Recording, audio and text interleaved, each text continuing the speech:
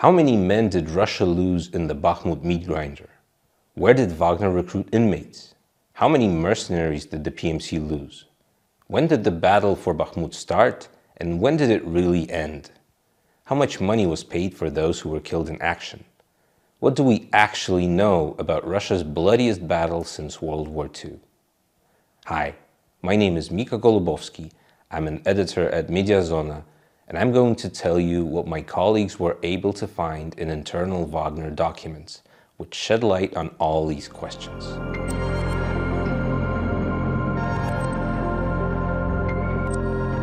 The battle for Bakhmut ended over a year ago. It's also known as the Bakhmut meat grinder, almost an official term coined by Wagner leader Yevgeny Prigozhin. Late into the battle, the PMC even issued a medal, the Bakhmut meat grinder. It was given to relatives of those who died in the battle. Many events have happened since. Prigozhin's mutiny and the march on Moscow, his murder, dismantlement of Wagner, the Avdiivka meat assaults may have outblazed the Bakhmut meat grinder, but it is still the bloodiest battle of the war. Moreover, the horrific practices and know-hows of Bakhmut are now widely used by the whole Russian army in this war. The recruitment of inmates, assault units, disposable single-use soldiers. Russia's Ministry of Defense simply uses another name for them, Storm V and Storm Z. After getting rid of Wagner, the Ministry of Defense partly became Wagner itself. Apparently, the military command thinks that there is no other way to fight this war. But no one is in a hurry to analyze the effect and price of these victories. Now, we have a chance to do just that. Mediazona obtained a nearly full list of the names of Wagner fighters who died in the Bakhmut meat grinder. It's a set of documents with information about payments for those who were killed in action. The infamous billions in cash that the authorities tried to confiscate when they detained a truck near Prigozhin's office. Before we get into the numbers, let me clarify the nearly full list part. First of all, it would be accurate to use the term full killed in action list as of early August 2023. Our source had access to Wagner books up until that point. If the PMC paid someone after early August, we won't have this information in our list. And there is no doubt this did happen. After such a bloodbath with so many casualties, it's nearly impossible to avoid a degree of chaos, and payments couldn't have been processed momentarily. We can see traces of this in the data that we have. A person could be removed from the killed in action list, and then you'd see someone put back on the list. The second nearly concerns the names. In internal Wagner documents, the fighters were referenced by their dog tag number and call sign. That's why we have thousands of nameless casualties, when we only know the tag number, call sign, and date of death. This isn't an obstacle in terms of day-to-day killed-in-action data analysis, but it is a significant flaw for our big casualties project that we started with the BBC and a group of volunteers soon after the full-scale war broke out. One more important thing. We know very little information about each individual from the Wagner files. The dog tag number gives us an idea about how a person was recruited, as a regular mercenary or from a prison. But that's about it. More on that later. So now it's time to reveal the numbers. In total, there are 20,024 records in the list. 2,800 are regular mercenaries, 17,200 are inmates, and at least 19,500 were killed in the Bakhmut meat grinder. Why do we trust this data? Valid question. So, someone sent you files. Why do you trust the source?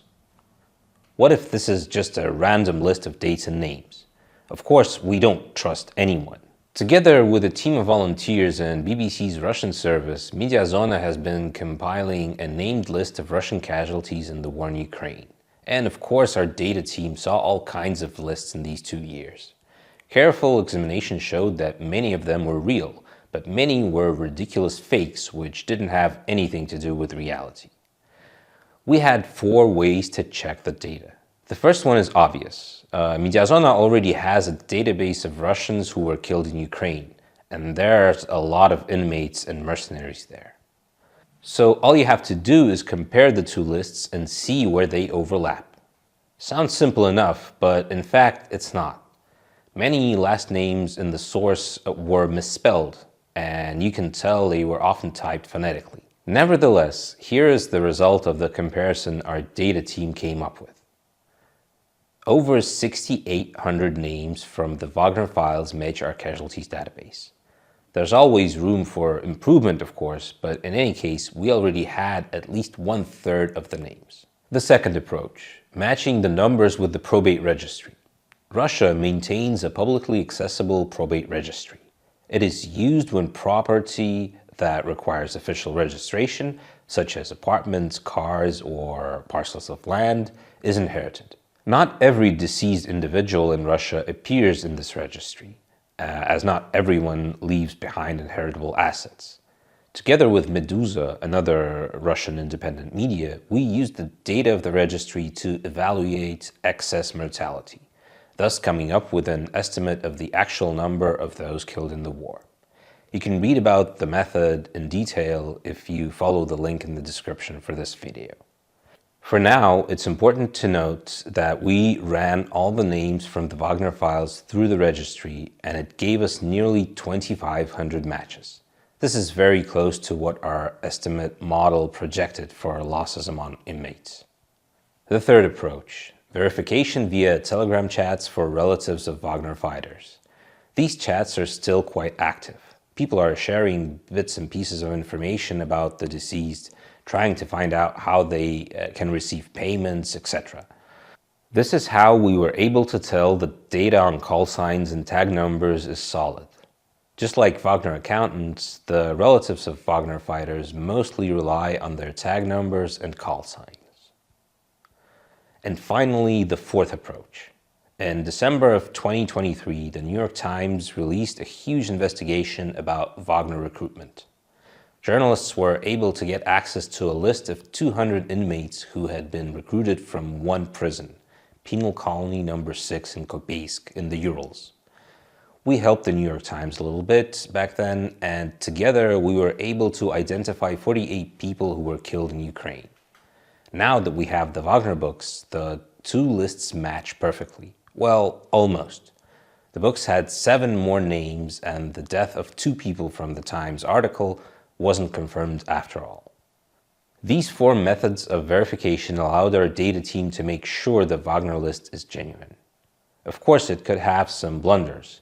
You can see how the records were corrected. Sometimes a person could be counted as killed in action by mistake, a wrong tag number could be typed in, compensation could be transferred from one family to another, but these are accidental errors, not data garbling. When did the battle for Bakhmut start? We don't know for sure. All the dates are controversial. Yevgeny Prigozhin himself claimed it was October 8, 2022. This date was engraved on a special Wagner medal, the Bakhmut meat grinder. It was accompanied with the following text. On October 8, 2022, under the command of Wagner PMC and General Sergei Surovikin, a decision was made to start the Operation Bakhmut meat grinder in order to save the Russian army and protect the honor of Russia. But the casualties data shows that Wagner suffered many losses long before this date. That's why we can't believe Prigozhin on this matter. We consulted with several military analysts, including the conflict intelligence team. Fighting on the outskirts of Bakhmut and the assault on the city started right after the Russian army captured the town of Popasna in May of 2022. But we can't confirm Wagner was a part of these hostilities so early on. Telegram channels connected to Wagner wrote a lot about the fights for Vukhlehirska power station. It's a huge industrial zone about 20 kilometers from Bakhmut. The power station was captured by Russians on July 26th. And July 15th marks the first death of an inmate in the Wagner files. That's why we chose this date as our starting point, July 15th, 2022. The date of the final capture of Bakhmut is also disputed. Prigozhin reported it on May 20th, 2023. Ukraine confirmed the loss of the city on May 30th, but according to casualties data, fighting went on at least until June 6th. So now we have the time frame of the battle, from July 15th, 2022 until June 6th, 2023. 327 days. At least 19,547 Wagner fighters were killed, over 17,000 inmates and over 2,300 mercenaries. Just in case, to avoid bias accusations, the Prigozhin time frame from October 8th to May 20th gives us a slightly lower number, 18,329. So what's new in this? Even Prigozhin himself gave an even higher number of losses in the battle for Bakhmut, 20,000 killed. On the one hand, yes, but on the other hand, he gave these figures in a certain context. First of all, Yevgeny Prigozhin lied, and lied a lot, like he denied any connection to the Wagner Group for years. Secondly, not long before his unsuccessful mutiny in the summer of 2023, he gave an interview to Z blogger Konstantin Dolgov. It was in Prigozhin's interest to exaggerate Wagner's losses. Thirdly, he did lie about these losses. Here are his words. За время ведения операции я выбрал 50 тысяч заключенных, из которых погибло около 20%. Их погибло ровно столько же, сколько и тех, кто пришел к нам по контракту. So what's false here? Wagner did recruit something about 50,000 inmates, but not in the course of the Bakhmut operation. The recruitment started earlier, and the one-to-one losses ratio for mercenaries and inmates is an outright lie. Casualties among convicts were abysmally higher, and the chances of survival for inmates were way lower than 80%. More on that later. When you talk about the casualties of Bakhmut, it's hard to forget what a small piece of territory it is. The whole battle, which lasted nearly a year, was for several small cities and villages. Of course, Prigozhin's propaganda portrayed each capture of a village as the greatest victory, and they did look like victories for Russian pro-war bloggers, in comparison with the actions of the rest of the Russian army, which ran away from Kharkiv, left Kherson, and was constantly failing during the Vuhledar offensive. So here are the key dates of the Bakhmut meat grinder. We're using the maps compiled by the Ukrainian project Deep State. There were three main directions of the offensive. Russian troops tried to encircle Bakhmut from the east and the west, and were moving on the city itself as well. Let's start with the Vuhledar power station. Wagner fighters were posing on its ruins on July 26th. A day later, Ukraine acknowledges it was captured. 58 Wagner fighters died in the 9 days of the fighting. August 8th. Blogger Boris Rozhin reports Wagner was able to enter Bakhmut from the east, with fighting on the street of Patras Lumumba. It's unclear whether this was true, but 10 Wagner fighters died that day. October 8th. The official start of the Bakhmut meat grinder, according to Prigozhin. 30 people died that day. October 20th, a quarry south of Bakhmut is captured. Fighting for a landfill site begins. 80 people died that day. November 29th, nearly all of the village of Kurdyumivka south of Bakhmut is captured. 68 people died that day. Early December, the landfill site is captured. 296 people died in 3 days. December 15th to December 17th, fighting in the eastern outskirts of Bakhmut, this time, in fact, on Patras Lumumba Street. 258 killed. December 26th, Ivangrad and Opytne are captured, 82 killed. January 11th, Prigozhin poses in Soledar and announces the capture of the city. 113 people died that day, but the fighting is obviously not over. The very next day, January 12th, became the bloodiest in all Wagner's history. 213 fighters killed. On January 14th, Deep State confirmed that the city was captured. Wagner lost 626 men in these days. February 18th, Bakhmut is surrounded from 3 sides. Wagner lost 159 fighters that day. March 23rd, the outskirts of the city are captured. 203 people killed. April 2nd, the last day Wagner suffers 3-digit casualties. 116 men. April 20th, Ukraine is still controlling the western part of the city on one side of the railroad. Wagner lost 53 men that day. May 5th, Prigozhin records his infamous video with dozens of corpses in the background. In fact, that day Wagner lost 61 men, 3 times less than the peak day count. May 20th, Prigozhin announces Wagner has taken Bakhmut, but the fighting continues. 48 killed. On June 5th and 6th, 3 Wagner fighters are killed, even though the week before the casualty count was in the dozens. The Bakhmut meat grinder is over for Wagner. And here we are, 19,500 dead. But what was happening on the Ukrainian side at this time? Here we rely on data from the anonymous UA Losses Project. There are now 46,000 dead servicemen on their lists. The project counts the dead near Bakhmut in a separate category, and there are now almost 8,300 people there. But this is for the entire war. If we take dates in a comparable range from mid-July 2022 to early June 23, the figure drops to 4,900. For another 630 dead, there is no date of death. The ratio of losses is 3.5 or even 4 to 1. This is, of course, not a completely correct comparison. You can't take a list from publicly available obituaries and compare it with the full Wagner database. But we should not forget that not only Wagner fought on the Russian side in the battle for Bakhmut. If you want to explore the numbers in more detail, please go to our website. We have great infographics about it. But before sacrificing all these men, Wagner had to recruit them. And here's how that went down. Until February 2022, Wagner was a relatively small group. Investigators were aware that mercenaries were given tags with the index M and a 4-digit number. Gray Zone, a channel associated with the PMC, wrote that at the end of March 2022, an active transfer of personnel from Africa to the zone of the special military operation begins. The first 700 fighters are arriving.